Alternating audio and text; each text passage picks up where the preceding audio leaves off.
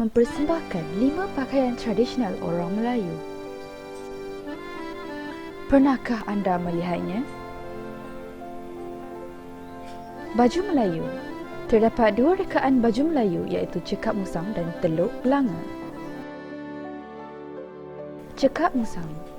Jika anda lihat pada rekaannya, sudah tentu anda menyedari perbezaan utama iaitu pada butangnya, di mana baju Melayu cekap musang mempunyai 5 butang manakala teluk belanga mempunyai 1 butang, dan perbezaan ini mempunyai falsafah yang tersendiri.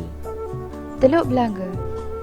Bagi baju Melayu teluk belanga pula, 1 butang tunggal ini mempunyai makna Tuhan Yang Esa dan ia disemadikan dalam puisi yang berbunyi, teluk belanga berbutang tunggal, tunggal satu Tuan yang disembah. Tunggal tidak dapat dianjak alih, tunggal tidak dapat dibelah. Samping. Samping atau kain dagang ialah sejenis kain sarung yang dipakai selepas dipakai seluar pada pakaian Melayu dan biasanya dari pinggang hingga ke paras lutut sahaja. Ia biasanya dibuat daripada fabrik songket. Kita beralih pula pada tanjak. Tanjak merupakan sejenis alas kepala yang dipakai secara tradisi dalam kalangan masyarakat Melayu. Ia banyak dipakai kaum lelaki, namun ada juga kaum wanita yang memakai ia juga. Ia diperbuat daripada kain songket panjang yang dilipat-lipat dan diikat dalam gaya solid yang tertentu. Baju kurung. Terdapat 2 rekaan baju kurung moden dan kebaya. Baju kurung moden. Baju kurung telah mengalami evolusi selaras dengan perubahan masa dan cita rasa pemakai. Namun rekaannya masih sama. Ia tetap selesa dan manis dipakai selain menampakkan kesopanan gadis timur dan keunggulan budaya Melayu. Baju kebaya ialah pakaian tradisional khas Malaysia dan Indonesia dan juga di Singapura dan Brunei. Ia diperbuat utamanya daripada kain kasar yang dipasangkan dengan sarung, batik atau pakaian tradisional lain seumpamanya seperti songket dengan motif pelbagai corak dan warna. Kita bergerak kepada revolusi pakaian tradisional Melayu.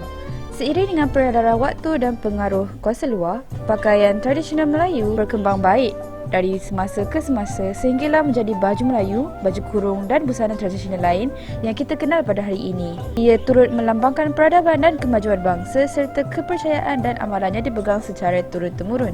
Pakaian tradisional masyarakat Melayu juga relevan untuk digayakan bukan sahaja untuk majlis rasmi dan keramaian, malah ia juga sesuai digayakan ke tempat awam asalkan selesa kepada si pemakai. Seperti nenek moyang kita dahulu, busana ini juga menjadikan pakaian sehari-hari. Sejarah pakaian tradisional masyarakat Melayu. Penemuan artifak batu penerap. Batu ini dipercayai digunakan oleh orang-orang terdahulu sebagai penumbuk kulit kayu supaya menjadi lebih lembut dan nipis untuk diolah menjadi pakaian. Cara hidup terus berubah seiring dengan masa sehingga datangnya kepercayaan hidup Buddha ke tanah Melayu. Ketika itu, orang Melayu menggunakan pakaian harian yang serba ringkas. Mereka hanya menutup bahagian tertentu sahaja di tubuh.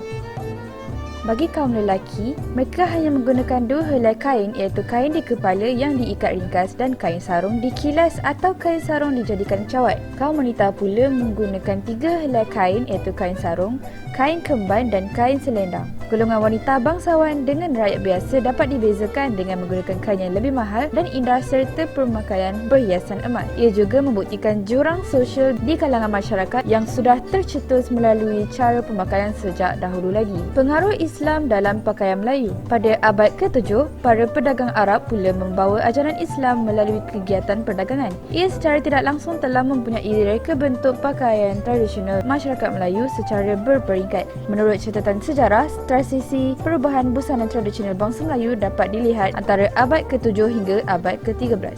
Waktu ini juga melibatkan cara pemakaian masyarakat Melayu yang lebih sopan dengan pemakaian yang menutup badan. Kaum wanita dan lelaki memakai baju berbentuk tunik pendek berkain kapas hijau dengan bahagian bawah dililitkan dengan kain sari sutera. Baju tunik adalah baju yang ditebuk di bahagian leher bagi memudahkan pemakaiannya menyarung baju ini melalui leher seperti ketika memakai baju kurung. Proses evolusi terhadap pakaian Melayu telah mencapai tahap tertinggi pada zaman Kerajaan Melayu Melaka. Ini ialah pakaian rakyat biasa era Melaka bagi kaum lelaki. Ini pula pakaian kaum wanita. Agama Islam mula dihayati oleh masyarakat tempatan selepas abad ke-13. Sejak itulah pakaian masyarakat Melayu tempatan mula dipengaruhi oleh cara pemakaian orang Arab seperti jubah. Perubahan rekaan baju Melayu dan elemen Arab juga telah diilhamkan oleh seorang tokoh bernama Tun Hasan. Seperti yang dicatat dalam buku sejarah Melayu, beliau merupakan individu yang mengolah rekaan dengan memanjang dan membesarkan pesak menjadi lebih longgar dan panjang. Dengan perubahan yang diperkenalkan, rekaan busana Melayu kian mirip dengan bentuk repa jubah yang sering digayakan oleh orang Arab. Peranan elemen barat dalam busana tradisional Melayu. Pakaian tradisional masyarakat Melayu turut jalani evolusi ketika zaman penjajahan kuasa barat di rantau Asia Tenggara.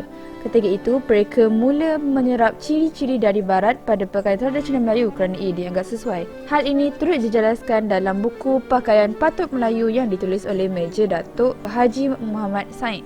Menerusi bab pakaian kehormatan cara budaya barat dan pengaruhnya terhadap cara pemakaian orang Melayu.